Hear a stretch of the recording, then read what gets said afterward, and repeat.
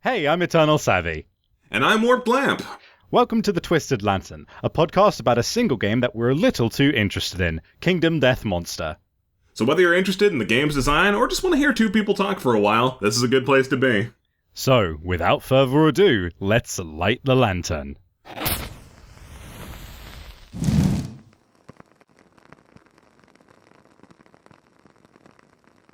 Excellent. Well, welcome to episode 4, everybody. Today, we have got some more in store for you in the form of weapon proficiencies and, well, training survivors for them more specifically, as well as our favorites, all of that good stuff. And we're gonna try this episode to be a little bit more interesting than we were in last episode. Because Savvy and we were not especially satisfied with just vomiting information. Like, we felt it was necessary, but also we didn't like it. Yeah, regardless, yeah, it was certainly. We sure did run through every piece of gear in the starting locations. That was impressive.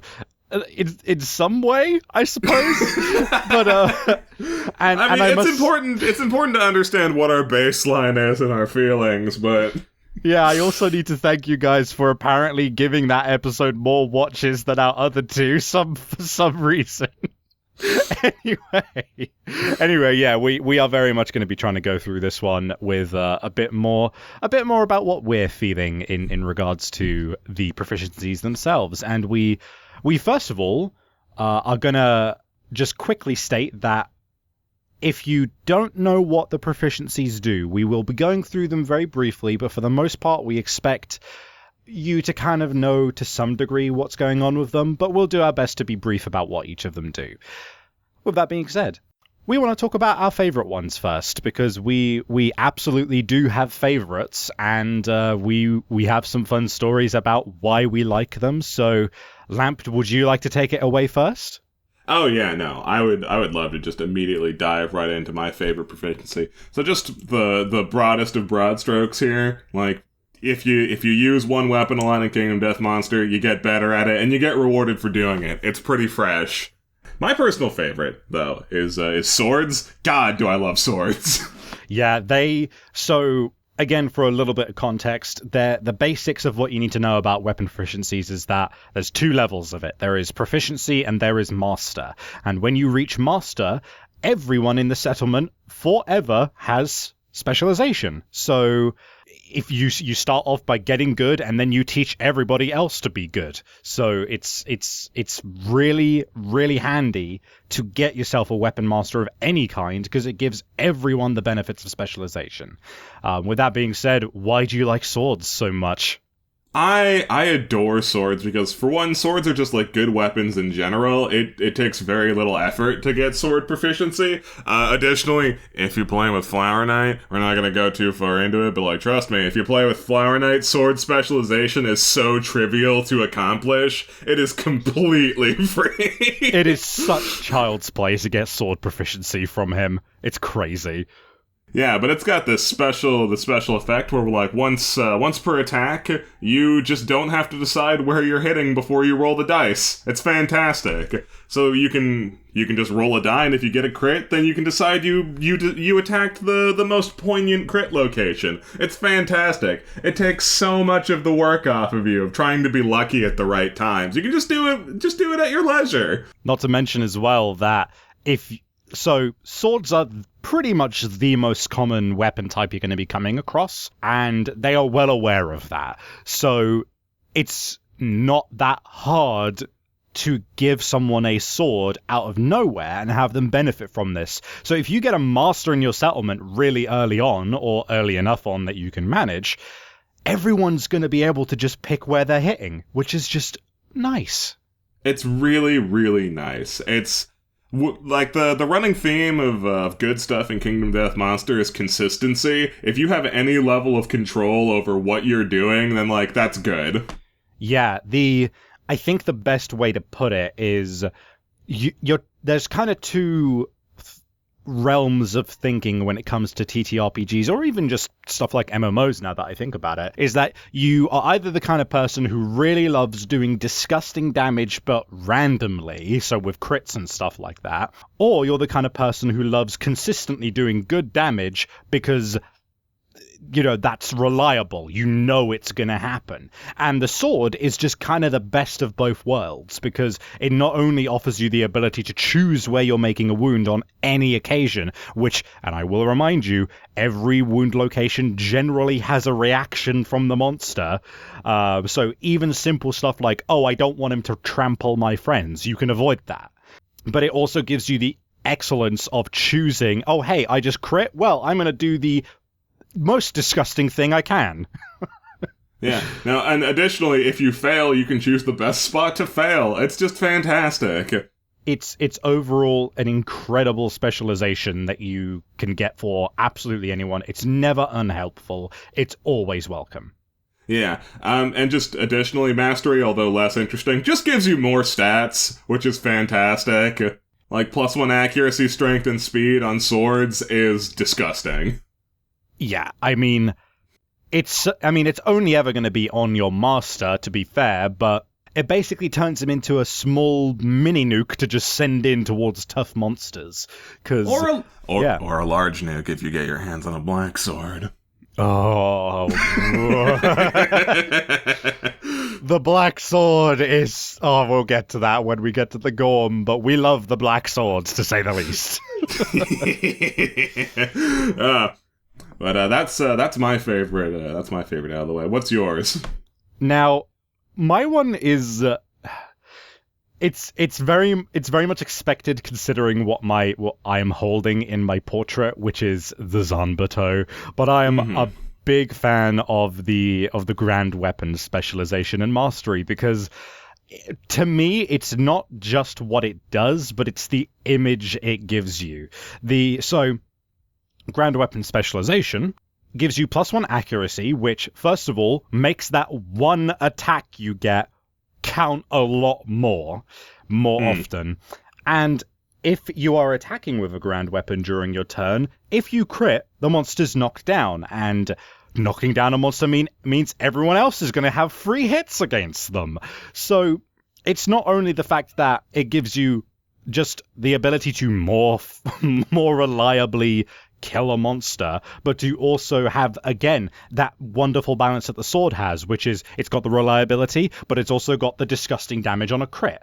And the image of, say, your favorite survivor rolling in with a two-handed weapon and, like, seeing this monster who is literally, like, 2 to 3 times the size of you and just striking it down with all of your strength and everyone dogpiling it Persona style. It's rad.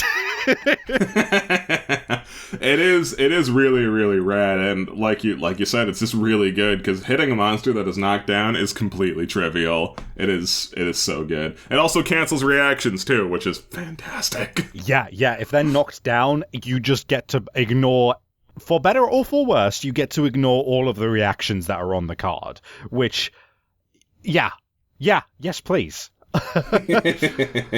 And then to top that all off, the mastery. So again, you're only going to have the master who's doing this, but whenever you perfect hit with a grand weapon, cancel all reactions for that attack. And so essentially you knock them down without even having to knock them down. It's good shit. It's good. It's not the best mastery reward, I will say that much, but I would say it's mainly good for the specialization, and it bears mentioning, grand weapons are harder to come by, especially in core, in the core set, because, now that I think about it, how many grand weapons are in the core set? There is the Zanbato, I think there's like an axe, and I think that's about it. There's like a million rare gear cards. Surely one of them is a grand weapon. Yeah, and I think that there's one in the lantern, in the blacksmith as well, a lantern sword. So it's basically Zanbato or bust, but that's a good one to go bust for. Not that you're biased. No, not at all. Right, so I suppose we should go over the others as well. And actually, you know what? I think a better thing to go over is just a brief, I guess, a primer on what it's going to take you to get something like a specialization or a mastery, and the considerations you need to make when you say, I want a mastery. Yeah, that's a really good talking point. It's almost like we should have started with that instead of doing the idiot thing that we did. No, it's fine. We get it's the hook, line, and sinker. You bait them in with the cool shit, and then you go for the kill with the statistics. Exactly, and the strategy. It's fine. So in order to get specialization, it generally doesn't take too much effort on your part as long as you commit like very early on. Like all you need is like three bits of weapon proficiency, which in order to get that you need like 2 hunty XP. So what, 5 hunts? That sound right? Yeah, if you are running raw, or you are just going from the baseline, we are very much talking 5 hunts minimum to get to specialization. Weird exceptions notwithstanding. The only other way that you're going to be picking up on having a specialization early is if you can start gaining proficiency early. And to gain proficiency, you have to have 2 hunt XP because you need the 1 age milestone. Mm-hmm. And the way you can do that is on your Lantern Horde, on your core building.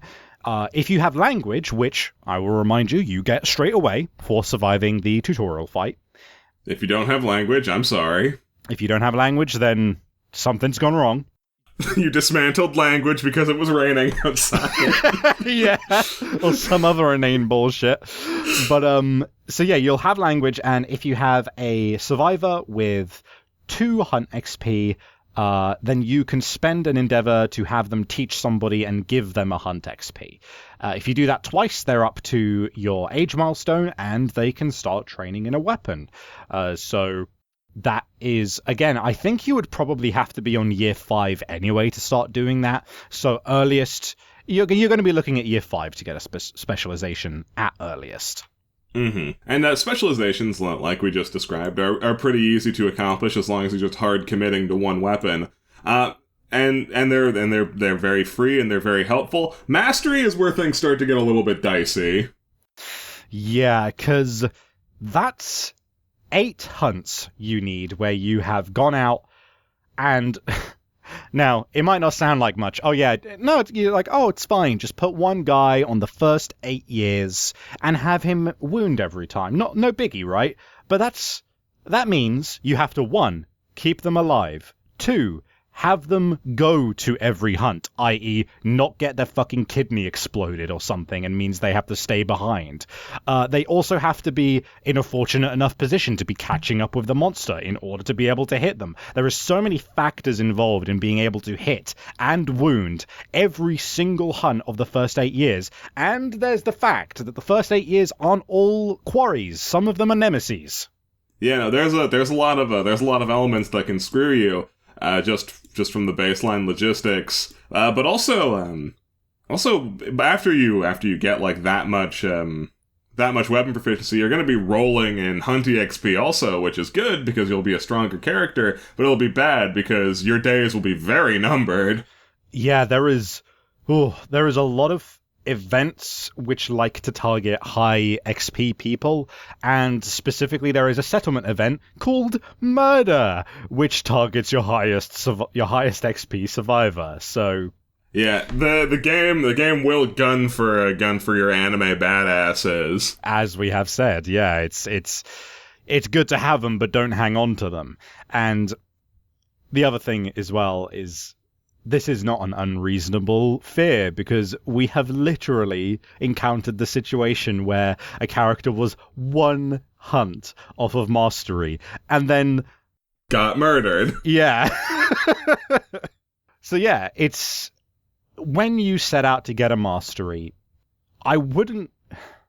Well, there's the problem. You've set out to get a mastery. It's one of those things where we've done it. We've started out from the get-go and said our goal is to master Fist and Tooth or Sword, and we do it, but we neglect other things, and that's the name of the game with this in the end, isn't it? With Kingdom Death Monster, is what do you want to focus on? Yeah, because you're always going to end up leaving something behind. Although, in fairness, our experiences were always based around not having nightmare training because we're never lucky and never get nightmare training. And it's not often that we're in a situation where, like, the stuff the innovations that lead to nightmare training are more preferable than other things we draw that year. Nightmare training is great. It's just hard to justify the ones prior to it, sometimes, is all. And yeah, we also just have shitty luck with drawing it in the first place. And again, for context, nightmare training has a very, very good chance of allowing your survivor to gain weapon proficiency without having to go out on a hunt. Not to cut you off at the head, but the only prerequisite for nightmare training is Symposium. Well, fuck me, silly. I could have sworn there was another step in between the two. Well, thank you for checking that for me. No problem. But yeah, my point is, nightmare training is a very good argument for why you'd want a nice civilization as opposed to a savage one, because you're going to be, if you go with the graves, fucking, what is the word? Principle. If you go with the Graves principle, you're going to be rolling in Endeavor.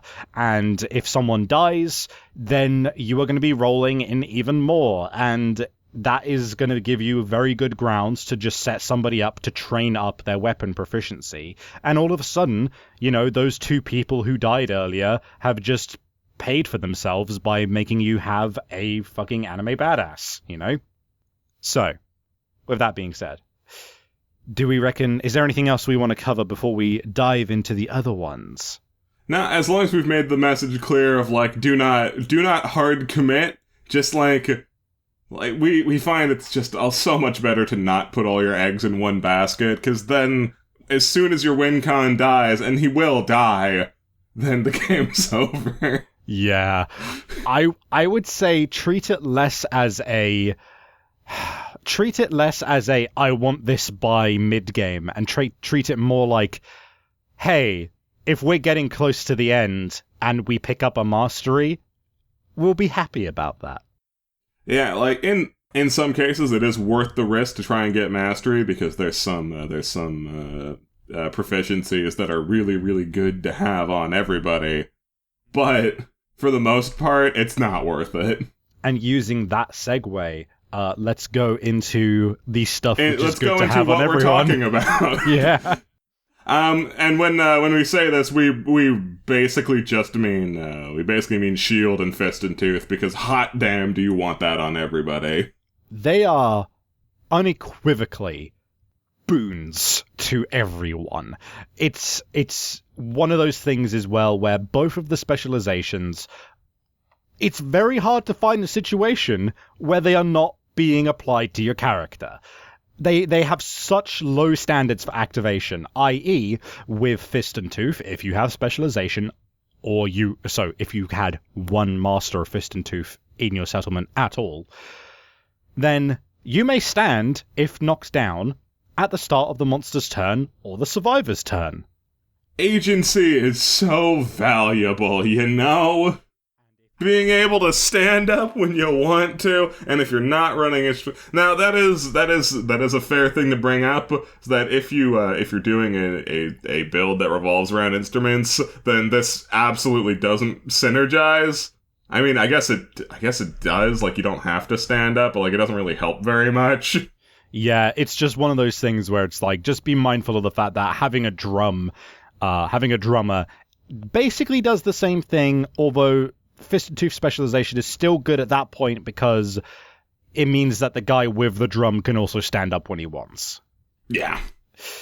The mastery for Fist and Tooth does bear mentioning as well. The master gains +2 permanent accuracy and +2 permanent strength, and they receive this bonus even when not using Fist and Tooth. It's really nice. They make you work for this one because it is fucking hard to get a Fist and Tooth master. But they know that, and they reward you so handsomely for it. Yeah, because pretty much for everything else, you get a bonus that doesn't apply to your other shit, but Fist and Tooth, aw, man. Here's your sweet reward. Have fun hitting and killing everything for the rest of time. So, then, next up is shields. And, Man, do they make you work for shield specialization. Shields are not easy weapons to wound with. No, if you're not running Gorm expansion, have fun with this fresh slice of hell. Yeah, 'cause, oh man, the only shield you're gonna have access to in anywhere near early game is the leather shield, and that requires you to probably be around year 5 to begin with, and then you can pick up a shield in the first place to start training it. And that shield is an 8+ to hit, and has, what, 1 strength? Yeah, something like that. Something bad. So, the only other shield which is going to be coming to you at any point after that is the scrap shield. And the scrap shield, don't get me wrong, pretty good weapon, requires you to have the smelter. It's not very feasible to get that in anywhere near the early game. I don't know how much attention we've brought to it, but just because we haven't done a spotlight on it, but really, Gorm is really good to have. Just for this alone. Yeah, and if you're wondering why we're making such a hullabaloo about the shield specialization, let's spell it out. If you are specialized in shields, while a shield is in your gear grid, you are no longer knocked down when you collide with a monster, which is great, don't get me wrong. Here's the more important part. While a shield is in your gear grid, add 1 armor to all your hit locations. Holy shit, it's so much value! To put it in perspective, having that makes it so that having 1 piece of gear, a single shield, gives you as much armor as an entire set of rawhide. It is so worthwhile, because it's such a pain in the ass.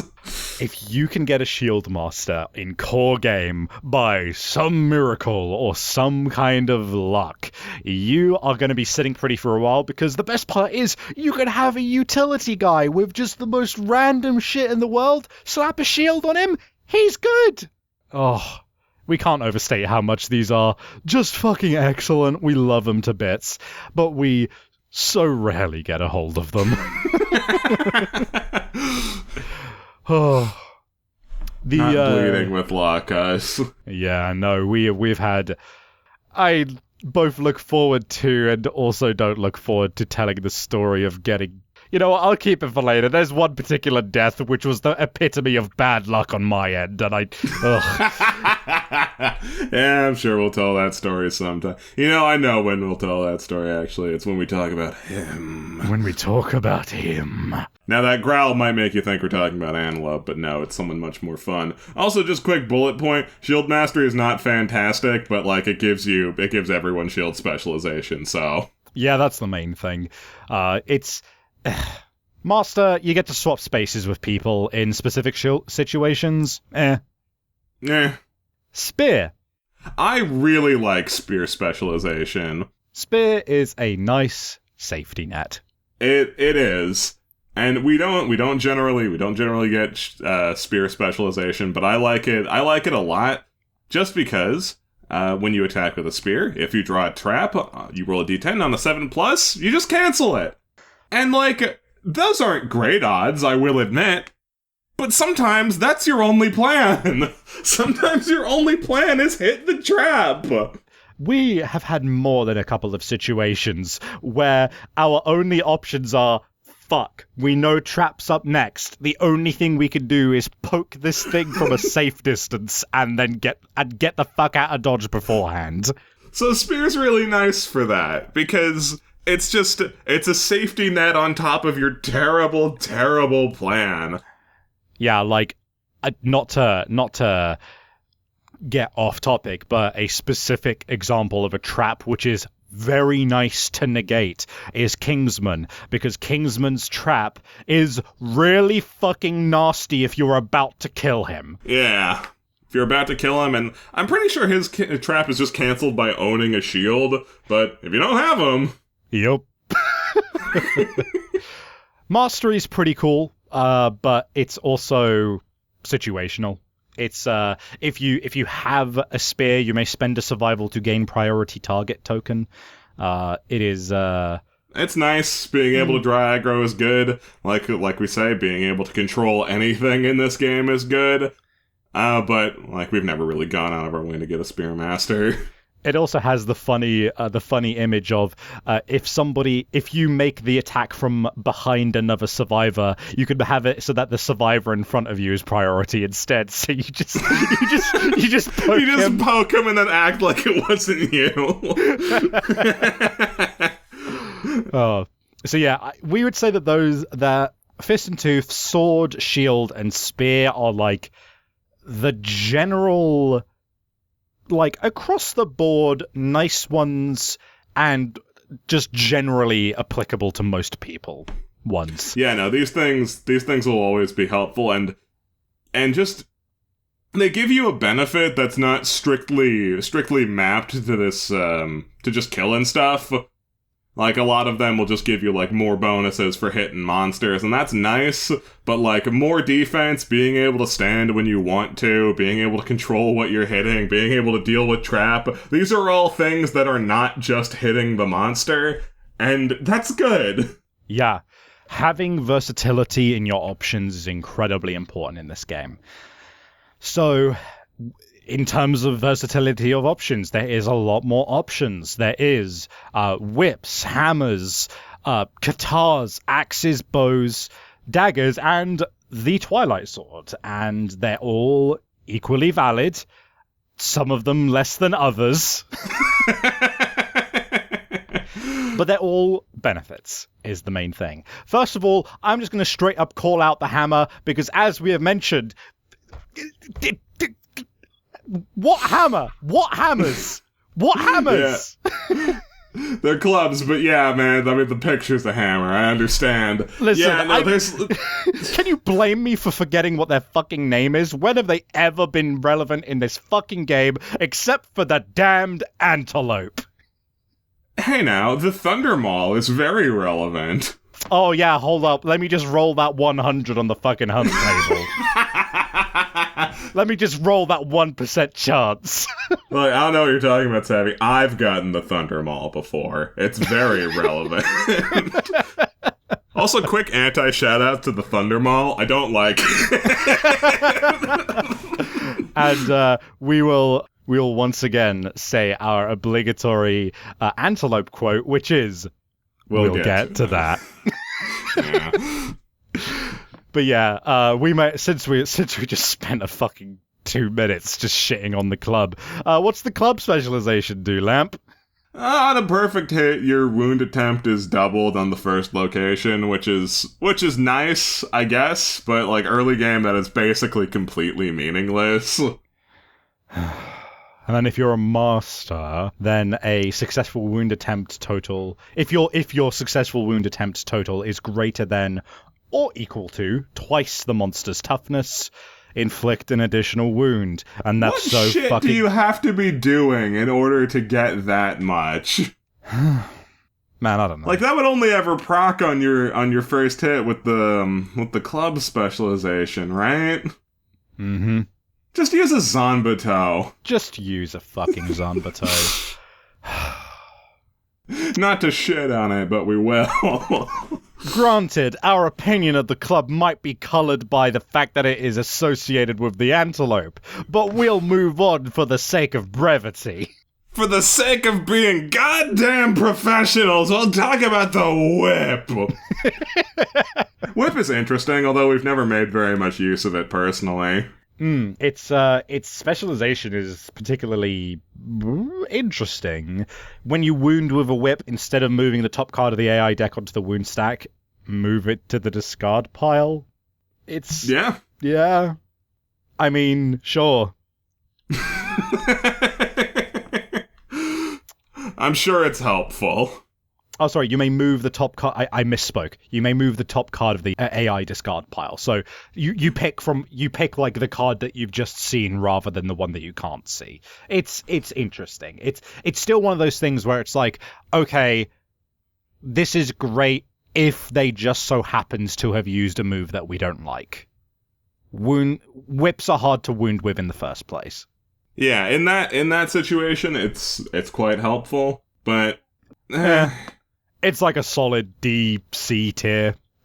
I know it is good. The mastery for it is +5 strength with a whip. So now you'll be able to wound with it. Hey, have you just now that you've clawed your way here to whip mastery? Now you can actually wound with it. God. Anyway, Lamp, yeah. What's the next one? Let's see. Guitars. Guitars are cool. We've slept on guitars for a while, but honestly, they are pretty fresh. Yeah. The specialization is the first hit location you select. You can cancel reactions. Awesome. Fantastic. Big fan. Yeah, God, we really have been sleeping on it. We were recently doing runs where we actually pick up specifically the Beast Guitars, which is the White Lion ones, because those are basically the only ones you have access to in early game. But they are still really solid weapons, and oh yeah, they're super good. It's one of those instances of the more you play the game, the more you learn about just the sleeper hits in regards to anything, in regards to gear, in regards to fighting arts, all that kind of stuff. It is, yeah, don't overlook it. It's a good one. The mastery is also, it's really good, honestly. It gets really unreasonable because on a perfect hit with a guitar, you gain +1 evasion token. And if you get knocked down, you lose your evasion tokens, but there's plenty of ways to stop yourself from getting knocked down. So theoretically, you can become an unhittable demon god. It's kind of scary how fucking insane that can get. Mastery on any weapon is one of those instances where it's like, okay, I have achieved mastery. I have my fucking 50 cal rifle to point at something that we can't be bothered to deal with, you know? Like, it's crazy how much these masteries can give you just without much other effort, without having to grab many more stats or pieces of gear. Just gives you a really great fighter. It's unlikely that you'll have a bad character end up with mastery, but if you do, they're not a bad character anymore. Or you can end up with mastery on the same fight that you have your leg taken off. Yeah, that also happens sometimes. Now, good luck getting to something to use your mastery. Yeah, losing legs sucks. Losing legs fucking sucks. Quick point of advice in Kingdom Death Monster and in life. Try not to lose your legs. That being said, we have the fortunate benefit in real life of having wheelchairs, which you do not have the benefit of in Kingdom Death Monster. So, no, this game is not very accessible to the handicapped. If you lose your legs, you're just doomed. Like, yeah, you got 2 movement. Good luck. Have fun. Want to go hunt an antelope? Anyway, axes. Oh my god, axes. When attacking with an axe, if your wound attempt fails, you may ignore it and attempt to wound the selected hit location again once per attack. It's good. Yeah, it's good. 1 free reroll per wound attempt. I would not knock it, and you know what?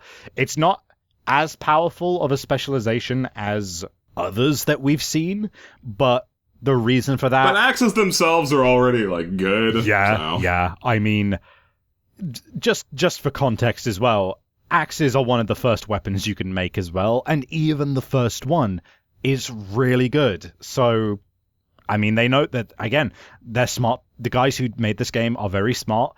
They know what they're doing when it comes to the benefits that they give you for various aspects of the game. Mastery. When you wound with the axe, and the wound location has a persistent injury, the wound becomes a crit. Again, situational, very specific.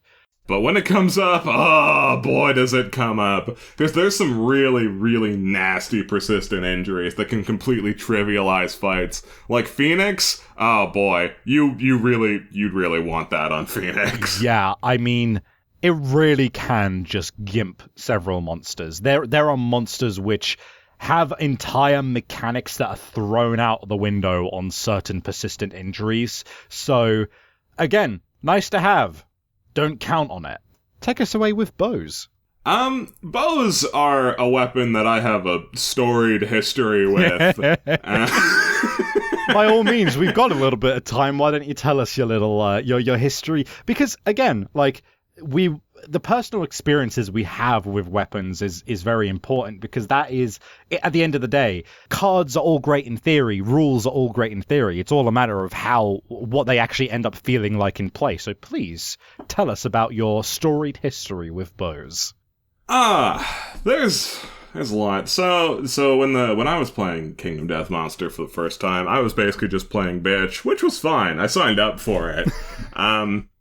And in my playing bitch, I really wanted to have a bow, so that way I wouldn't be directly engaging with any monsters. And just allow me to give you my own personal anti-recommendation. If you are playing utility bitch, do not put a bow in your hands. I know it sounds like a good idea, but don't do it.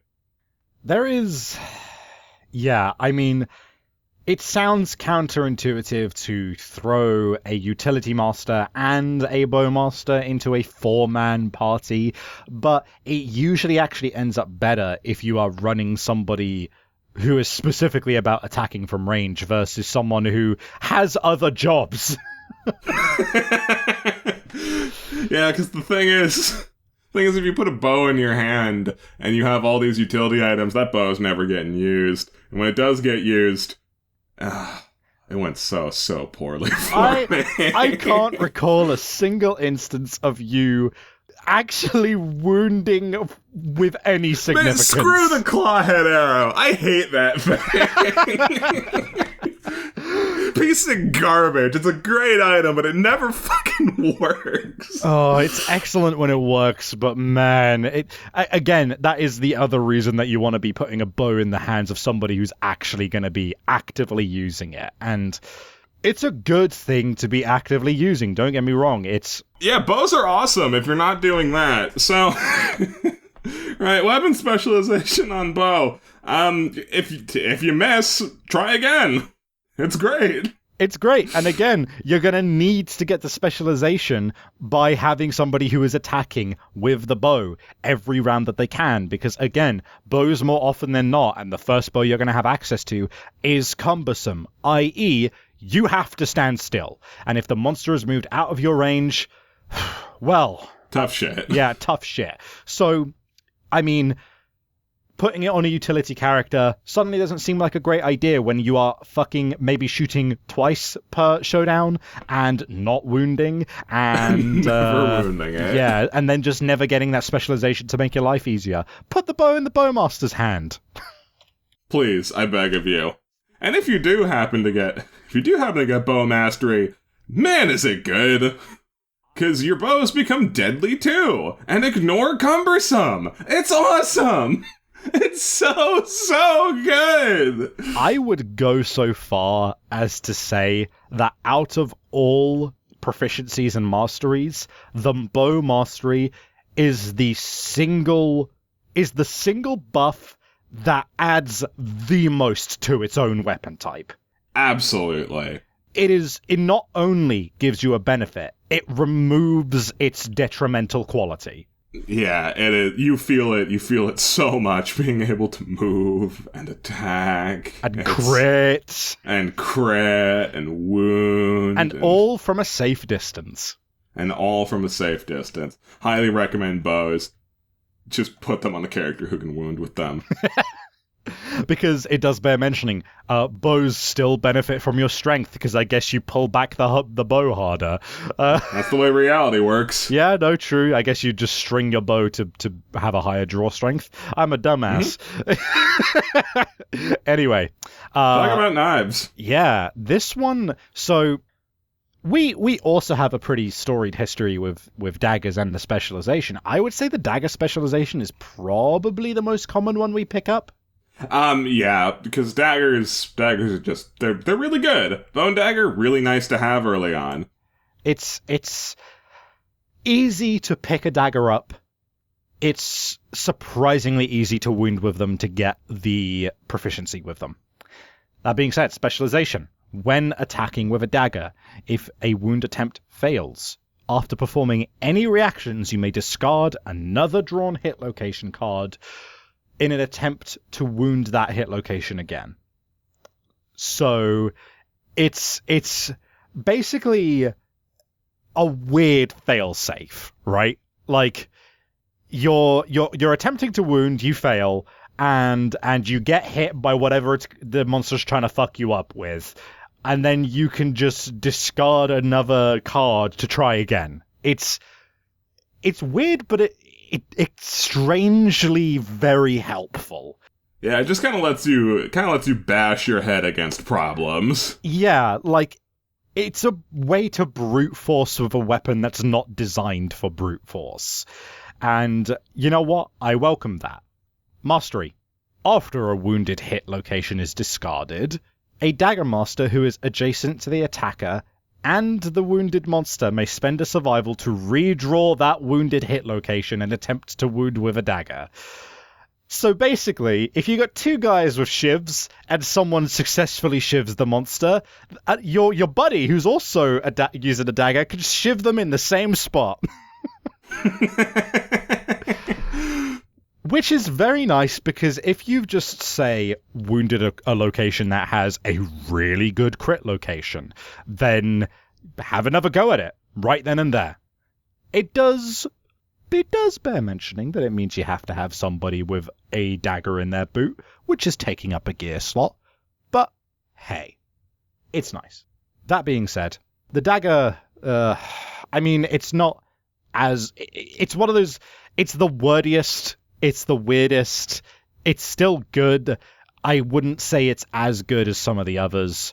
It's probably around the lower tiers for them, but it's definitely not as bad as some of the others. Not much else to say, really, on that one. Yeah. Let's talk about Twilight Sword. Yeah, so the reason we've left this one to last is specifically because it's a weird one, as is the sword itself. And so the Twilight Sword is not a weapon you make. Once you reach, I believe it's 5 innovations, the Hooded Knight will show up. And thrust it upon you. And you don't get a say in the matter. And it's especially annoying sometimes because it's a cursed sword, which means whoever's hands he rams it into can't drop it ever. Your problem now. It's your problem now, yeah. That being said, the Twilight Sword's very, very good. And I think we should probably grab the Twilight Sword, actually, in order to talk about it, because I don't think we actually talked about it in the Gear episode, now that I think about it. No, we didn't. We didn't talk about it in early game either, although I feel like we could have, even though it's unlikely. It's one of those ones where we didn't want to address it specifically because there is a time and a place for that, and that time and place is right now. So the Twilight Sword, it has one attack, it is two-handed, it is cumbersome, so you have to stand still to use it. It's cursed, so it's always in your gear grid. It is, you have to be insane to use it, and it's irreplaceable. So if your character holding it dies, it's gone. But here's the great part. 9 strength. A beast of a weapon. It's pretty fucking ridiculous. But in order to hit, its accuracy is always a 9+ negative your Twilight Sword proficiency level. So you're gonna have to get to 2 levels of proficiency to be actually using this thing in any effective way. Now, the good thing about that, the specialization for the Twilight Sword is weird, but very cool. It doesn't just give you flat bonuses based on whether you're a specialist or a master. It gives you bonuses based upon how many ranks of proficiency you have in the first place. So if you have 2 ranks, i.e. the base level to be a specialist, then you ignore cumbersome. Great, now I can move and hit. If you have 4 ranks, then when attacking with the Twilight Sword, ignore slow and gain +2 speed. Great, I'm now attacking 3 times with a 9 strength weapon, which I am hitting on, 5s with at this point? And if you get to 6, it gains deadly. Wow, that's amazing! What? Surely Mastery will give me something equally powerful! Nope. You leave. If you get Mastery, your character fucks off. Where do they leave? They leave. They leave. They leave. Anyone who has it realizes they have a higher purpose and walks out. They're gone. The worst mastery of all time. That being said, why would you want to train the Twilight Sword? If I get mastery, then that's fucking pointless, right? Well, the final boss of the game is called the Watcher, and if you're using the Twilight Sword versus the Watcher, it has Devastating 2, which means it does 3 wounds with every attack. Yeah. If you can get to 7 proficiency with this thing, and then roll into the final boss fight, it's free real estate. You just killed him. You just kill him. He's just fucked. Oh my god. It's pretty spectacular. It's a little bit of work, but like honestly, as far as like specialization and mastery goes, it's really not that hard to accomplish. Certainly easier than fucking whip. Yeah, Jesus Christ. I mean, standing still to actually hit with this 9 strength weapon is comparatively small fry in comparison to I literally have 0 strength. I have to stand still to use my weapon for 2 whole hunts? Ugh. God, woe is me. But my heart bleeds for you, Twilight Sword wielder. That being said, we've not made as much use of the Twilight Sword as we specialization. No, we tend to ignore it because it tends to get thrust on people that we don't want to have it. We just kind of ignore the Hooded Knight entirely. Yeah, like, you've just walked in from, like, a fucking baller hunt. You're carrying, like, 10, 14 resources on you. You're feeling good about yourself. One of your guys just got, like, a free strength during the hunt, and they're also working their way towards being a sword master. You walk back to your home, and you're just like, hey, Hooded Man, what you doing? Hey, what's that in your hands? What do you mean? Oh, yeah, what is this in my hands? Well, wouldn't you like to know? Bye. And then he's stuck with it. It screws the pooch sometimes. Yeah. Not to mention, like, if you had, like, a really optimized build on your character's gear, like, all 9 of your things were really important to what they were doing, oh, man, Twilight Sword's not welcome in that case. I think before we wrap up, because I think we've got a little bit more time, I'd like to talk about the idea of the storytelling aspect of training your survivors for a proficiency, and maybe just a couple of other stories that maybe come to mind. So yeah, I mean, one of the things, as I've mentioned in the past with this game, is that it's the whole thing of storytelling through mechanics, and it's something which is seen in a lot of other places. Dark Souls is the place where I think people can very easily point to the whole visual storytelling thing, where you don't get told about how a big, strong demon is so powerful that he can knock people through walls and shit. No, you walk past a set of barred walls, and there's a big demon there, and what's ahead in the hallway? A dude who's been a dead dude who's hanging through some bent bars. You know, it's the implied storytelling, and that's pretty much exactly what's going on when it comes to mechanics in this game. You obtain fighting arts, you obtain weapon specializations, and it tells a story about your character. It says something about what they've been doing with their time, and it gives them that little bit of like pizzazz about, hey, yeah, I can imagine this dude in the settlement, like, you know, he goes off to the brink of the darkness with his sword, and, you know, he does nightmare training in the darkness, no lantern, just fights the shadows. You know, it's that kind of implied story which this provides, and it might be romanticizing it a bit, but it's what I live for when it comes to TTRPGs or tabletop games of any kind. No, I can absolutely understand that. This game really does excel in implied storytelling. Well, alright, excelled might be overselling it. Where it does it, it's so cool and so awesome. And where it doesn't, it feels a little bit empty. Yeah, like, there's spots where there is a really strong sense of no explicit detail outside of what it's telling you to roll. That's where the strong points really lie with Kingdom Death Monster. The moments where, like, man, there's been so many moments where Lamp and I are just sitting and we encounter a new table for the first time, whether it's an expansion or just something we haven't taken the time to explore in a previous run. And we read through a table, or we read through a result that we just got, and we just like have this moment where we're just like, whoa, and we're like just back and forth coming up with this fucking excellent situation where, oh, like, this means like that this character just did this, and fuck, that's cool. That's the shit which is so hype, and I love it. It's great. This really is a good game. Yeah. I mean, oh man. Like, we say it at the start of all of these podcasts that we adore this game, but, like, we really, really do.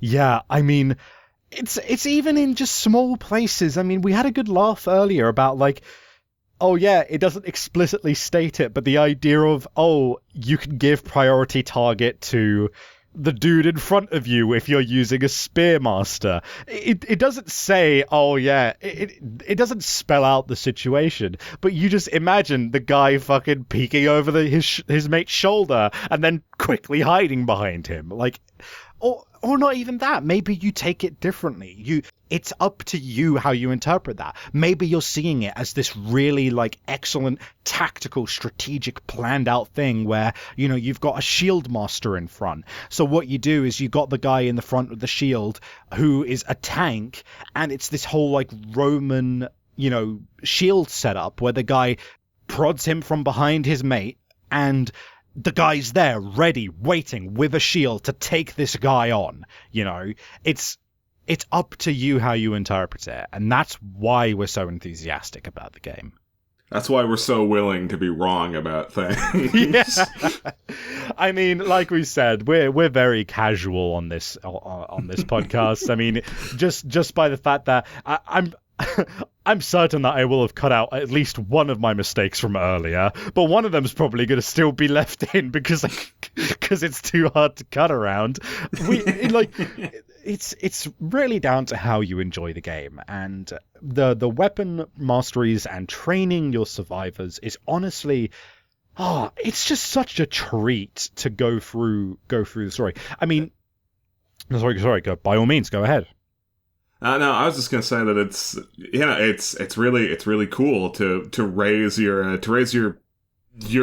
not yet anime badasses up from the muck. Just like they're nobody. They're just dudes wielding sticks, but like you train them up and suddenly they become not an anime badass yet, but they're competent. Maybe now they won't get gutted by monsters, and sometimes they do, but other times they triumph, and it's just great. It's so wonderful. And, you know, you end up with these unexpected tales of heroism or tragedy. I mean... Or just gratuitous failure. Yeah. I mean, the amount of stories that have come out of... I mean, just watch the second run, the one with Lamp, on my Twitch channel, twitch.tv/eternal_savvy. Links in the description. And you'll see as characters that start off as jokes or as you know, just nobodies just suddenly rise and nothing's causing. Nothing explicitly is stating these things about the character, but we suddenly have this whole lore around the two leaders of the settlement and their rivalry and the way they talk to each other and the scenes of tragedy and drama that they have together and the rise and fall of their comrades and how Hoop and Stick ruins everything. And how Hoop and Stick is just a complete shitter and has literally caused some of the worst tragedies in the settlement. Some of them explicitly with his dick.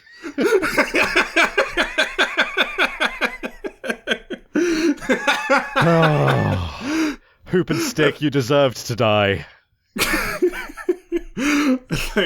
I think that's enough gushing. I think we've said all we're going to say. Yeah, absolutely. This we hope that this has given you at least some insight into weapon proficiencies and training of survivors, and a little bit more insight into our interests and our passions with this stupid game. Yeah, absolutely. And with that, I guess we'll do our exit amble with our various promotions and such. So, Lamp, if you would like to start off.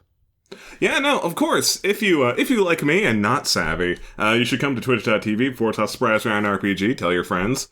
We play conventional tabletop games there, more like well, all right, I can't say conventional. We play things like Dungeons and Dragons and Pathfinder, those sorts of things. I feel like purists might call what we're talking about here a traditional tabletop game, but perspective. Mm. But yeah, and I can highly recommend that channel. There's a lot of good stuff going on there. And if, of course, you want to catch the Kingdom Death streams, the ones from the past at the very least, then you can go to twitch.tv/eternal_savvy, as I mentioned. But not only do I recommend the one I was in. It's a very good one, to be fair, because we actually kind of know what we're doing. Not entirely, because we still do many things wrong, but Yeah, no, but hey, that comes with the territory of learning. But there's not just Kingdom Death on there. There is also myself and various friends playing through various games, visual novels, and yeah, I mean, just take a look, see what you like. And last of all, yeah, in case you didn't know, in case you weren't listening to it on there already, you can find all of these episodes on iTunes. So please, by all means, go on there, listen to us, subscribe to us. Everything helps, and we would love to see more of you listening. Mm. Huh. Oh, one final quick shout out. Is that this lovely cover art here was made by one She-Hero6. She is currently taking commissions right now. You should really swing by and check those out. She-Hero6.tumblr.com. That's 6, the number, not the word. Absolutely, and that will naturally be in the description. Much like with the other episodes, you can find her Tumblr in that link. And yeah, go commission them. I have commissioned her on several occasions, and it's always excellent work. She does really good work. Absolutely. So, I think that's everything that we need to talk about. I believe so. Is it time for us to douse the lantern? I believe it is. Goodbye, everybody. Later.